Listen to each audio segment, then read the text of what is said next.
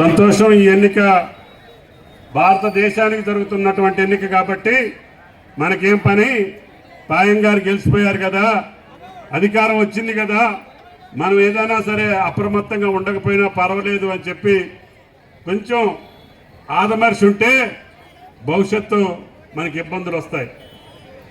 ఎందుకనంటే మీరు చూస్తున్నారు, మొన్న 5 నెలల క్రితం మీరు ఇచ్చినటువంటి అమూల్యమైనటువంటి ఓటు ద్వారా ఈనాడు తెలంగాణలో కాంగ్రెస్ ప్రభుత్వం అధికారంలోకి వచ్చింది.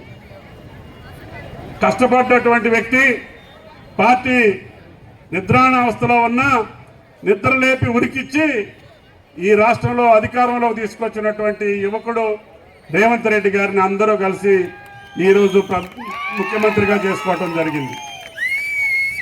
తెలంగాణ ప్రజలు ఇచ్చినటువంటి అమూల్యమైనటువంటి అవకాశాన్ని, ప్రజా తీర్పుని కొన్ని పార్టీలు, కొంతమంది వ్యక్తులు గుంటకాల నక్కలా కాపలా కాసుకుని ఉన్నారు. రేపో మాపో పోతుంది ఈ ప్రభుత్వం అని చెప్పి బీరాలు తీస్తున్నారు. మొన్నటిదాకా ఉన్నటువంటి అధికారంలో ఉన్నటువంటి పెద్దలు కూడా నీతి మాలినటువంటి మాటలు మాట్లాడుతున్నారు. కేంద్ర ప్రభుత్వంలో ఉన్నటువంటి బీజేపీ పార్టీ పెద్దలు కూడా ఈ ప్రభుత్వం ఎక్కువ రోజులు ఉండనీయమని చెప్పి బీరాలు పలుకుతున్నారు. అంటే తెలంగాణ ప్రజలు ఇచ్చినటువంటి తీర్పుని అపహాస్యం చేస్తున్నటువంటి బీజేపీ బీఆర్ఎస్ పార్టీలకి రేపు ఏం చేయబోతున్నారో మీరు అర్థం చేసుకోవాల్సినటువంటి అవసరం ఉంది. పక్కనున్నటువంటి అనేక రాష్ట్రాల్లో ఈ రకంగానే పార్టీలను చీల్చి కొనుగోలు చేసి భయపెట్టి ఈడీ ద్వారా, ఇన్కమ్ ట్యాక్స్ ద్వారా, సిబిఐ ద్వారా బెదిరించి చాలా పార్టీలను మేము నాశనం చేసి మేము అధికారంలోకి వచ్చాం. తెలంగాణలో కూడా అదే పద్ధతిలో వస్తామని చెప్పి ఈనాడు కూని రాగాలు తీస్తున్నారు.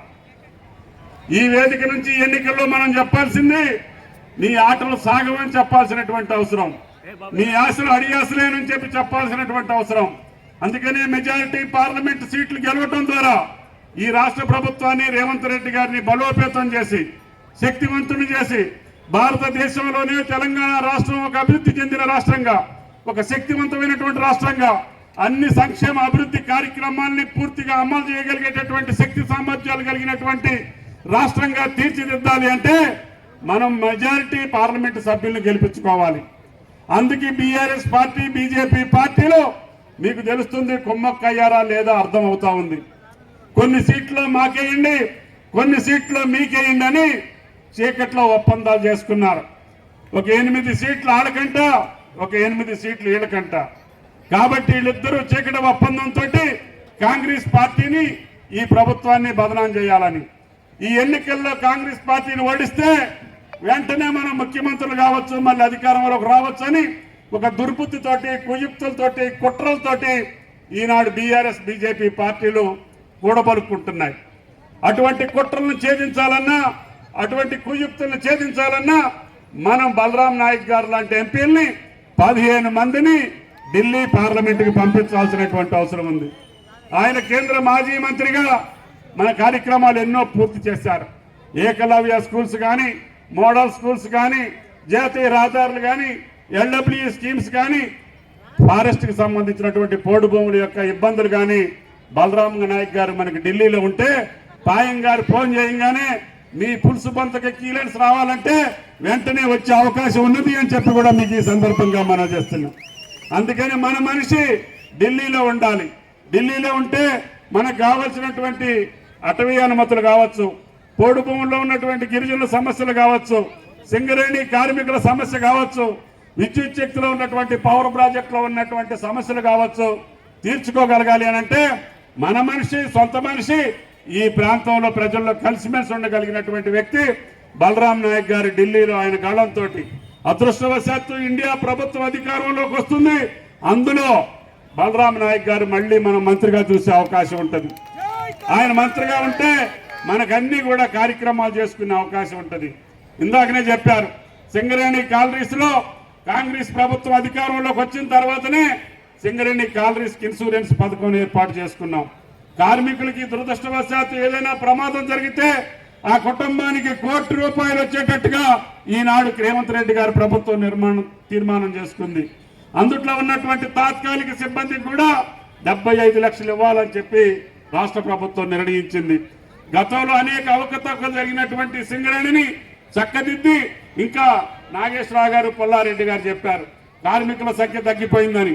తప్పకుండా కార్మికుల సంఖ్య పెంచుకుంటూనే సింగరేణిని వెలుగులు చిమ్మినటువంటి సింగరేణి ఈ జిల్లాకి మన ప్రాంతానికి ఎంతో మంది యువకులకు అవకాశం ఇచ్చినటువంటి సింగరేణిని కాపాడుకునేటటువంటి బాధ్యత కాంగ్రెస్ ప్రభుత్వాన్ని అని చెప్పి మీకు ఈ సందర్భంగా మనం చేస్తున్నాం.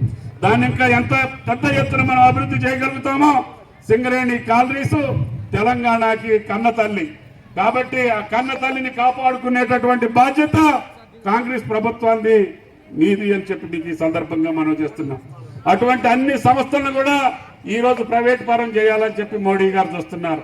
సింగరేణిని కూడా ప్రైవేట్ వాళ్ళకి టెండర్ పిలిచారు. మొన్ననే ఎయిర్లైన్స్ అమ్మేశారు. అదేవిధంగా అన్ని ప్రభుత్వ రంగ సంస్థలన్నింటినీ ప్రైవేట్ పరం చేసి అదానికి అంబానీకి ఇచ్చి ఈనాడు చేతులు దొరుకుతున్నటువంటి కేంద్ర ప్రభుత్వం, ఆనాడు కాంగ్రెస్ ప్రభుత్వం నిర్మాణం చేసినటువంటి ప్రభుత్వ రంగ సంస్థల్ని తెగనమ్ముతున్నారు. ఆ తెగనమ్మేటటువంటి విధానం ఆగాలి అంటే కేంద్రంలో కాంగ్రెస్ ప్రభుత్వం రావాలి. కార్మికుల కోసం, శ్రామికుల కోసం, శ్రమజీవుల కోసం, కష్టజీవుల కోసం నిర్మాణం చేసినటువంటి ఈ ప్రభుత్వ రంగ సంస్థల్ని మనం కాపాడుకోవాల్సినటువంటి అవసరం ఉంది. అదేవిధంగా తెలంగాణ రాష్ట్రంలో మిగిలిపోయినటువంటి విభజన చట్టంలో ఉన్నటువంటి మిగిలిన సమస్యలన్నింటినీ పూర్తి చేసుకొని అన్నింటినీ కూడా మళ్ళీ పార్లమెంట్లో తీర్మానం చేసి మనం చేసుకోవాలి. పార్లమెంట్లో మనకు బలం ఉంటేనే ఆ కార్యక్రమాలు పూర్తవుతాయి. కాబట్టి దయచేసి ఈ ఎన్నికలు మన అందరికీ అవసరమైనటువంటి ఎన్నిక, మన పార్టీకి అవసరమైనటువంటి ఎన్నిక, ఈ ప్రభుత్వానికి అవసరమైనటువంటి ఎన్నిక, తెలంగాణ ప్రజల భవిష్యత్తుకు సంబంధించినటువంటి ఎన్నిక. అందుకని ఈ ప్రభుత్వం పటిష్టంగా 10 కాలాల పాటు మనకి సేవలు అందించాలన్నా సోనియా గాంధీ గారు ఇచ్చినటువంటి 6 గ్యారంటీలతో పాటు, రాహుల్ గాంధీ గారు ఇచ్చినటువంటి వాగ్దానాలతో పాటు, రేవంత్ రెడ్డి గారు చెప్పినటువంటి ఈ రాష్ట్ర అభివృద్ధికి కావాల్సినటువంటి అవసరాలు మొన్న ఆయన కొత్తగూడెంలో చెప్పారు. అంతకుముందు మణుగూరు